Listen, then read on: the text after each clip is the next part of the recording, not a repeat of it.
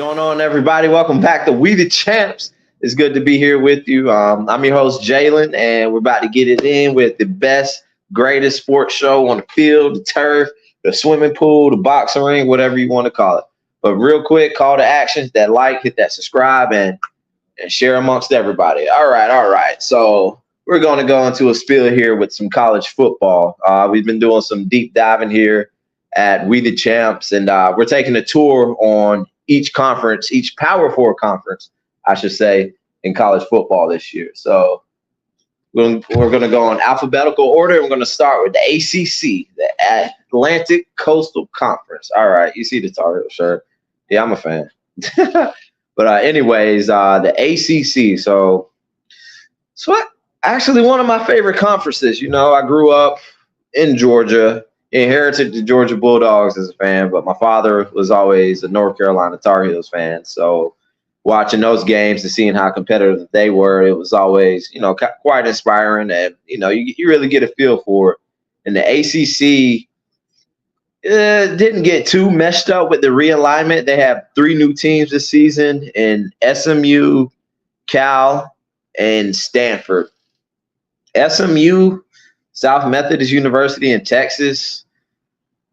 It's in the Midwest, sort of, but Cal and Stanford are both in California. So I thought that was really interesting with those 2 teams coming all the way from there to the Atlantic Coastal Conference. But hey, you got to get in when you fit in when your conference dissolves. All right.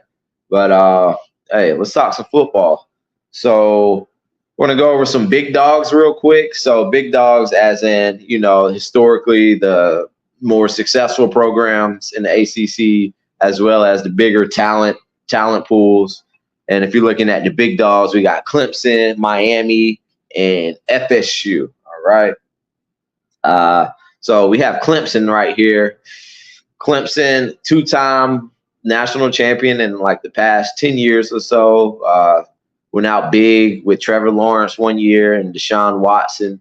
And they actually had some recent struggles. I mean, this is a powerhouse team. Typically year to year, since Dabo Swinney's been really pushing things there, they rank inside the top 5 preseason AP poll. Last year was kind of a funny year for Clemson. Now, one thing they have going on is Dabo Swinney's being very stubborn with the transfer portal. Okay, so transfer portal, you look at that, it's like, all right, we had these seniors. So we had 3 seniors leave for the offensive line, okay?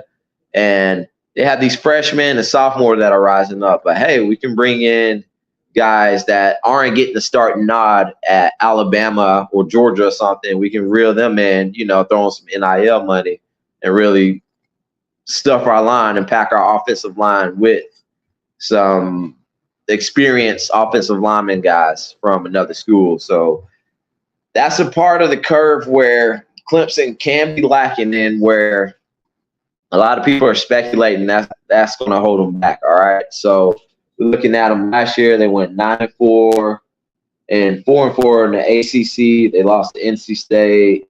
They lost at Miami. And the biggest game that really, threw a red flag right here was the early loss to Duke. I remember that game. Riley Leonard was running like a gazelle in that game last year. And, and they have Cade Klubnik as their quarterback. He's flashed some brilliance. I've seen some good things from this guy. Top recruit. So, what do you expect? But his numbers weren't too gaudy last year. He went 19 touchdowns with 9 interceptions this season last year. Okay. Now, Clemson did finish up the season pretty strong, pulling off 5 straight wins, the big ones against Notre Dame. You probably could say North Carolina. And then they beat Kentucky 38-35 in the Gator Bowl. So are we looking at a season where Dabo could be out with Clemson returning to mediocrity and them behind the curve on the transfer portal? Who knows? All right. And then we have FSU.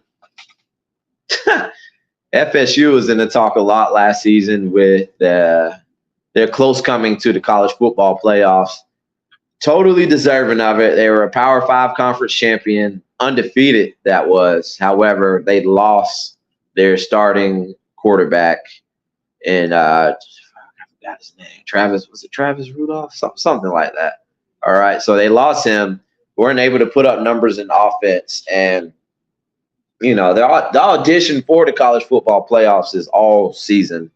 However, their audition came down to the final cut against Louisville in the championship, ACC championship game. And they would have blown them out in that game. They would have got the playoff nod, but that didn't happen. It was a close game. The defense really busted it down. And,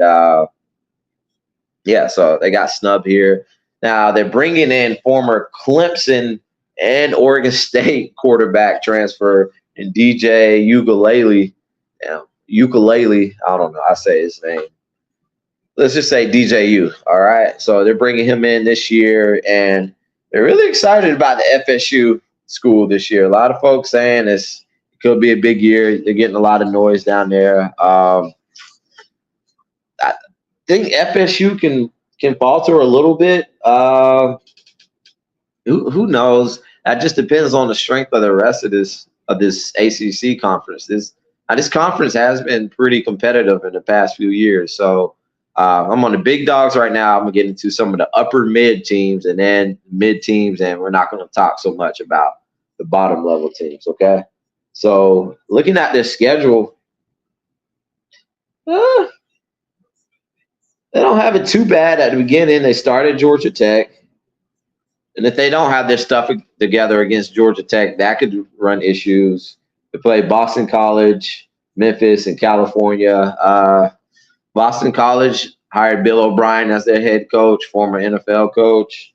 And Memphis, they have a decent squad. So we can see some interesting things here. All right.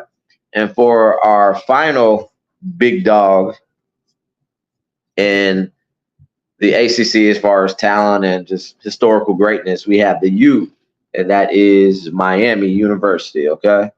So Miami on paper is probably the most talented team in the ACC going into this season. And they have really big additions this year in quarterback Cam Ward from Washington State, just a pure passer of the ball.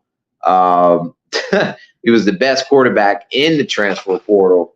So this is really going to bring high expectations to this Miami team this year. All right.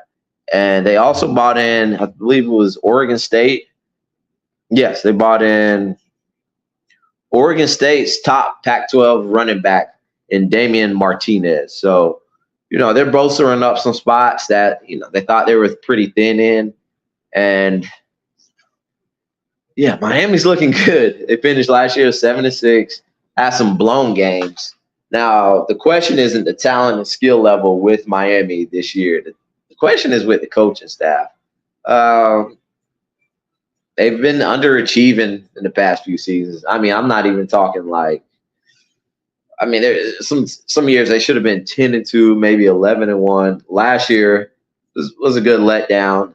If you really want a quick sample of how bad this coaching staff has been blown in, look at the Georgia Tech game last year. So all they had to do was kneel the ball, just kneel the timeout. You finish off Georgia Tech with the lead. Georgia Tech strips. They run the ball. I don't know who the hell decided to run the ball, put the football in danger, and it got stripped. So that happened. It got stripped. Georgia Tech recovered it, went down the field, scored a touchdown. Not sure exactly what else happened after that, but that's how they lost the game, So, like I said, the biggest question mark is not in the players. The players are there. You bring in Cam Ward, hey, you better do everything to complement him on offense, to get him right. He has his game. He'll have a hold of this. Miami, this is your year. Let's make it happen. All right. And so we got the upper mid teams, upper mids, NC State and SMU, which is the ACC, one of the ACC newcomers, the best out of the trio that's joining the ACC. And We have Louisville and Virginia Tech. Louisville, I was a little on the fence right here because, they did make it to the conference championship game last year. They're bringing more talent through the transfer portal, and one issue they had was at quarterback. They bring in transfer Tyler Shaw. Not sure how to pronounce his name, but I'll get it soon. And so the upper mids, I'm going to have Louisville just right there under the big dogs, NC State is another team that has very high expectations this year. Okay, so they finished 9-4. They beat Clemson, Miami, and Virginia Tech last year.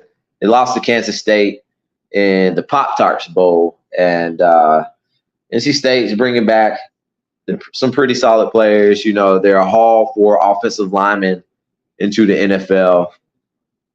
So NC State, they could push for some problems against other teams. And I'm looking at their schedule right now. Whew. Top of it, they have two big matchups. They play Tennessee week 2 and Clemson in week 4. And you look further down, none of the big dogs, but Georgia Tech and North Carolina at the tail end of the schedule, that could run into some problems. All right, and SMU, I had to do some a little bit of research on SMU right here. So SMU was the American Conference champion last year. So that's a big drop into the ACC, having a former, not defending at this point, conference champion. All right. They had their returning quarterback. What's his name? Preston Smith. There we go. Preston Stone. I'm sorry. He led the Mustangs to a 10-2 record. He had 28 touchdowns last year, and they're returning a buttload of starters. I believe they're bringing back 14 guys. So expectations are high for SMU. However, in the American Conference, they weren't facing the same kind of competition that they would see in the ACC. So that's pretty interesting. SMU, do they really have an ACC title shot or do they not? I like the continuity. So they might need to slide up there with the big dogs, maybe not so much in recruiting.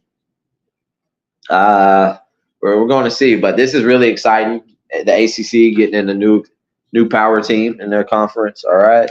And then we have Virginia Tech with the upper mids. Now, didn't know if I wanted to put them quite right here because I feel like they fall more in line with Duke, Georgia Tech, UNC and whatnot, but they have the highest number of returning players in the ACC. They have 11 on offense and 8 defensive starters coming back. They also bringing back quarterback Kyron Drones Jr. Virginia Tech can pose some issues here. So those are a list of the teams that really could vie for a top spot in the conference if somebody was at the top to fall down. Clemson maybe. All right. And then we're looking at other teams. Georgia Tech, they weren't too good on off defense last year, but they're bringing back a lot of starters. They have a really good running back in Haynes King, or I might have said it backwards. Hold on. Let me get to there. Yeah, so they have a dual threat quarterback, and it's really weird. The quarterback has Haynes in his name. Okay, so the quarterback's name is Haynes King, and the running back's name is Jamal Haynes. They have both of them return 8 starters on the offense. This Georgia Tech team could, they can get into some shootouts, some runouts, whatever you want to call them. It's college football. All of the above happens. Georgia Tech could pose some big upsets here. They finished 7-6. I feel like it'll be the same thing. Maybe like an 8-4 record, possibly a 9-3. Just how much they're turning upwards. And what else we have? We have Duke. Duke was a solid squad last year. I just love all these middle tier teams in this ACC conference. They just make it so exciting. You have a home game at Georgia Tech. Georgia Tech can rise to the occasion and win that game. depending on how the top teams are looking, especially at the quarterback position. Okay. Now, one thing that's interesting about Duke, they bought in Malik Murphy, Texas quarterback transfer. You know, he's playing behind Quinn. You're a four-star quarterback. You're playing behind Quinn Ewers, and I'm pretty sure he wasn't getting as much money as Archie Manning, five-star quarterback, who we all know, the nephew of Eli and Peyton Manning in that quarterback family tree. So it made sense for him to transfer. Duke is an interesting pick. A lot of these guys are going to interesting spots. You know, I'm pretty sure they're like, hey, come here, Malik. We'll pay you so and so much money. You're guaranteed to start the spot. So I guess I wouldn't turn it down either. But Duke would definitely be an interesting team to see. All right. UNC. So as you can see, that's my team. I'm rocking with Chapel Hill. They might struggle through the air with the loss of Drake May, and they lost Tez Walker to the NFL. But they still have a couple of vets left at the receiver position, and they have the best back in the conference in Omari and Hampton. He went for 1,500 yards last year. So they can build around that run. I'm just really curious to see what that quarterback play is going to be like for North Carolina. It's been pretty consistent, pretty solid. There's Sam Howell and having Sam Howell and Drake May back to back. So I'm really excited to see that. All right. And we have Syracuse. So just like Duke, you know, Syracuse wasn't as good as Duke last year. They had some nice guys up there. But Kyle McCord, transfer quarterback from Ohio State, chose Syracuse. So, like I said, same situation, high-profile quarterback from big school. Hey, going to give you some bread, and you're guaranteed to start your job. So let's make it happen. And they also have a big-time tight end over there. His name is Oronde Gadsden II. So he's a matchup nightmare. He got sidelined with a Lisfranc injury. For those of you who don't know, that's a foot injury. Cam Newton had it, and that does not sound fun, okay? All right. So let's see. Who else do we have here? And towards the bottom of the conference, you have your team like Virginia, Wake Forest, Stanford, Pittsburgh, which Pittsburgh is always – I feel like Pittsburgh is always interesting. Every season they play. They're just a team – their team built tough. All right. Then we have Cal. Cal is close to the middle tier. I honestly don't know what to expect with California, the Golden Bears. And then Boston College. They bought in Bill O'Brien as their head coach. So funny thing about them is their head coach prior went to the NFL to coach as a defensive coordinator. I thought that was pretty interesting. It's like, oh, you left a head coach position to do not positional, but, you know, side of the ball position. But in his defense, Boston College did lose a lot of talent in the transfer portal. Like, I mean, we're seeing that all over the place. But I think it's fun for college football. You know, a team can rebuild in 1 year. They can fill these gaps. And guys get opportunities to play, you know. All right. So let me just cut to the chase. I'm going to wrap it up about right here. So my prediction for your ACC 2024 champion is University of Miami. I know we said this coaching staff is terrible, but I think Miami just, as a program in general, they just have to get it. It's been so long since they got it, and it has to be this year. With that quarterback, Cam Ward, and the talent they have there, the coaching staff, they can't ruin this. So I see them definitely going undefeated in the regular season, playing in that championship game. I'm picking them to win, but can they lose? Possibly. Just depending on how the rest of the slate is stacking up. I think Clemson will definitely take a little step back, but we'll see. You know, that's to be determined. And I really like how the the ACC is formed out. I mean, if you put them up against other conference, you look at the top dogs. Maybe they're not up there with Ohio State and Oregon right now, and Michigan lost like freaking everybody. So they'll probably definitely be taking a step back this year. But if you look at how the ladder falls and look at the rest of the schools, I see these ACC schools right on par with the Big Ten. Now the SEC, maybe the same caliber, minus the top guys. Those conferences, their tops are higher than the ACC. Now, like I said, when you look at the upper mids to mid-level teams in these conferences, the ACC matches up right there, maybe even better. But I'm excited about this season, guys. That wraps it up for this video. If you liked it, hit that like button, of course. Subscribe, share it, get the bell notifications, and we're going to keep the college football conference tour going on. The next one we're going to do is the Big Ten, all right? Be rocking some Oregon stuff. But appreciate you tuning in to We the Champs. We out.